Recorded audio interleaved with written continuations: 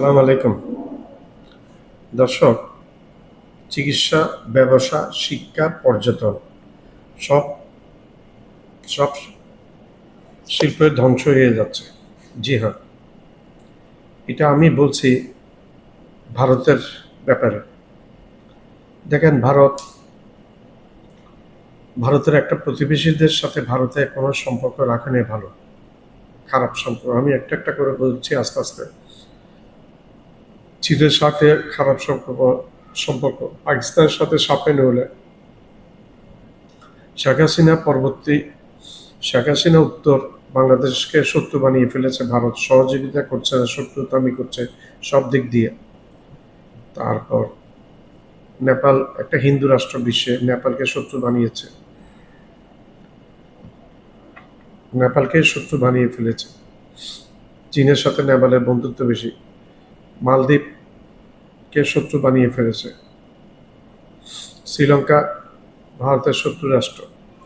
Myanmar ভারতের শত্রু রাষ্ট্র। ভাই, বন্ধু রাষ্ট্র তোমার কে? আফগানিস্তান ভারতের বন্ধু রাষ্ট্র না। কানাডা ভারতের বন্ধু রাষ্ট্র না বর্তমানে। কানাডাতে কানাডার একজন শিখ নেতাকে হত্যাকাণ্ডের পিছনে ভারতের এবং অমিত শাহ জড়িত বলে শোনা যাচ্ছে, এবং নরেন্দ্র মোদীও এটাতে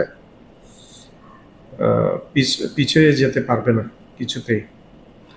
আমেরিকার ডোনাল্ড ট্রাম্প 25% শুল্ক দিয়েছিল, বাংলাদেশকে শুল্ক দিয়েছিল 29%। বাংলাদেশ সেটা কমিয়ে এখন 20% নিয়ে আসছে।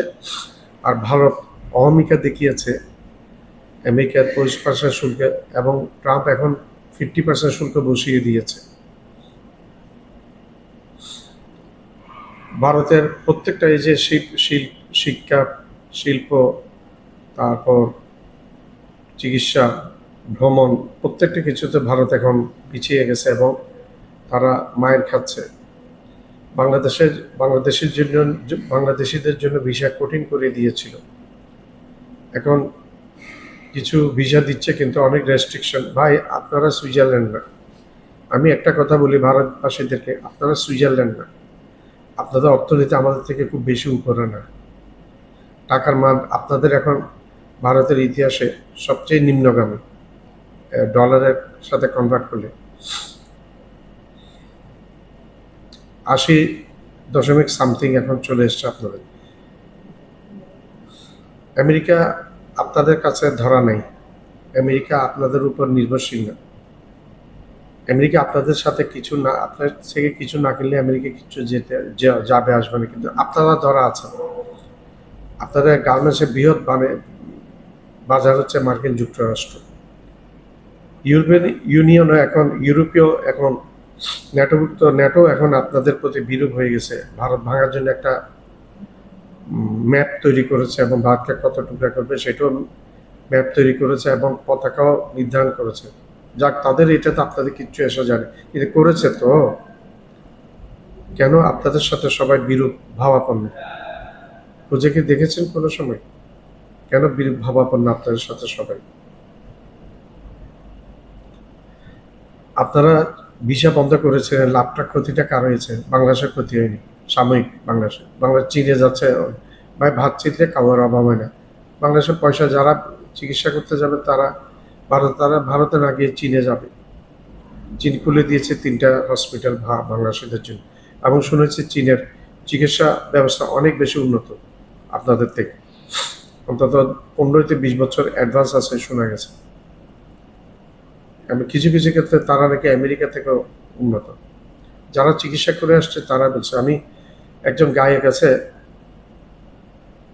হায়দার হোসেন, জনাব হায়দার হোসেন, ওনার বক্তব্য শুনেছিলেন। ফার্স্ট ব্যাচে চীনে গিয়েছিলেন চিকিৎসার জন্য। আগে আমেরিকাতে ওনার পেইনের জন্য আমেরিকা যেতেন চিকিৎসার জন্য, চীনে গিয়েছিলেন। উনি বক্তব্য দিয়েছেন এগুলো সব জনসম্মুখে, প্রেসের কাছে। এখন আপনাদের কলকাতার, পশ্চিমবঙ্গের সাংবাদিকদেরকে দেখি তারা সরেজমিনে প্রতিবেদন দিয়েছে। কলকাতা টিভি নাকি একটা চ্যানেল জানিয়ে দিয়েছে, তারা যথেষ্ট ভালো করে। তারা বলছে এখন বাংলাদেশের মানুষের অভাবে কলকাতার ব্যবসা বাণিজ্য ধস নেমে গেছে। বাংলাদেশ এখন কটন, তুলা, অন্য জায়গা থেকে ইম্পোর্ট করছে। ব্রাজিল না কোন দেশ থেকে সম্ভবত ইম্পোর্ট করছে, ভারতকে বাদ দিয়ে। ভারতের এই সমস্ত আচরণের কারণে ভারতের 3টা স্থল বন্দর বাংলাদেশ বন্ধ ঘোষণা করেছে। এতে আহাজারি পড়ে গেছে এবং ভারতীয়রা কান্নাকাটি করছে, বলছে বাংলাদেশ ছাড়া আমাদের ব্যবসা হবে না, আমাদের ব্যবসা এখন ধ্বংস হয়ে গেছে। হোটেল, কিছু খাবার হোটেল চলতো, কিছু রেসিডেন্স হোটেল চলতো বাংলাদেশিদের উপর। বাংলাদেশিরাও কিন্তু ওইখানে গিয়ে থাকতো এবং আপন দেশ মনে করতো। কিন্তু ভারত, মোদি এবং ভারত এটা মনে করে নেই আপন দেশ হিসেবে। অর্থনীতি 12টা বাজিয়ে দিয়েছে। এখন সময়ের ব্যাপার, মোদির গদি চলে যাওয়াটা এখন সময়ের ব্যাপার মাত্র। 2024 সালে যে ইলেকশনটা হয়েছে সেটা শোনা যাচ্ছে মোদি চুরি করে হাসিনার মতো ক্ষমতায় এসছে। সেটা পার্লামেন্টে রাহুল গান্ধী বলেছে এবং পার্লামেন্ট গরম করে দিয়েছে অন্যরাও।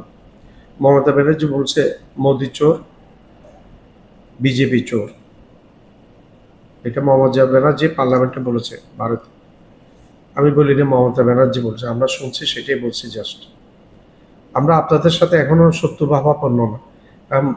মমতা ব্যানার্জি নাকি বলেছেন প্রয়োজনে বাংলাদেশের সাথে একীভূত হয়ে যাবে, বাংলাদেশ আপন, ভারত আপন না, এটাই বলছে মমতা ব্যানার্জি। এবং পশ্চিমবঙ্গের ভাই, বাংলায় কথা বললে কি তারা বাংলাদেশি হয়ে যায়?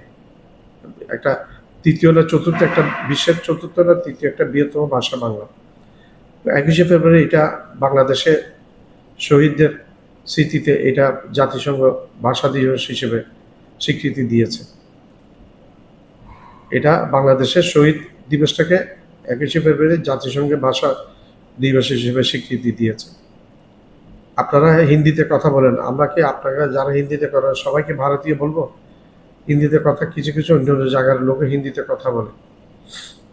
এগুলো হচ্ছে আসলে ভারত যে টুকরা হবার পথে যাচ্ছে। ভারত অর্থনীতি যদি শেষ হয়ে যায়, একটা দেশ টিকে কখন? যখন অর্থনীতি সবল থাকে। অর্থনীতি যখন দুর্বল হয়ে যায়, শেষ হয়ে যায়, তখন ওইটা টুকরো টুকরো হয়ে যায়। ইতিমধ্যে মুর্শিদাবাদের কিছু এলাকা বাংলাদেশকে খুলনার সাথে যোগ দেওয়ার জন্য আন্দোলন শুরু করেছে। পশ্চিমবঙ্গ বাংলাদেশের সাথে যোগ দিতে যাচ্ছে। ত্রিপুরার লোকজন কিন্তু ভারতের সাথে থেকে শান্তিতে নেই, তারা বাংলাদেশের সাথে যোগদান করতে চাচ্ছে। এইদিকে আসামের করিমগঞ্জকে এক প্রকার জোর করে নিয়েছে বাংলাদেশ থেকে, পূর্ব পাকিস্তান থেকে। করিমগঞ্জ বাংলাদেশের সাথে যুক্ত হওয়ার কথা। এই করিমগঞ্জের নাম পর্যন্ত পরিবর্তন করে দিয়েছে মুসলিম নাম, সেই জন্য এই নরেন্দ্র মোদী। ইসলাম ধর্মের তুমি মোদীর পক্ষে সম্ভব না ইসলাম ধর্মকে কিছু করা। যতই তুমি যদি এত ইসলাম বিরোধী হয়ে থাকো, তুমি ভিক্ষা করতে প্রত্যেকবার কেন মিডিল ইস্টে গিয়ে তাদের হাত পা ধরে সালাম করো? মিডিল ইস্টে যেই রাজাগুলো আছে তাদের পা ধরে, আমরা ছবি দেখেছি সৌদি বাদশাকে পা ধরে সালাম করছে। আয়ানের স্মরণ নেই মোদী? তুই একটা দেশের প্রধানমন্ত্রী, তুই গিয়ে আরেক বাদশারে পা ধরে সালাম করতেছিস? তোর এত মুসলিম বিদ্বেষ, তুই কেন এখানে যাস ভিক্ষার ঝুলি নিয়ে? তুই কেন আফগানিস্তানে যাস ভিক্ষার ঝুলি দিয়ে? আফগানিস্তান একটা মুসলিম দেশ।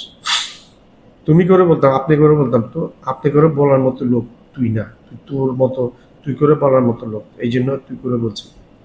বাংলাদেশের মানুষ ভারতকে ঘৃণা করে না, কিন্তু মোদীকে ঘৃণা করে, অমিত শাহকে ঘৃণা করে।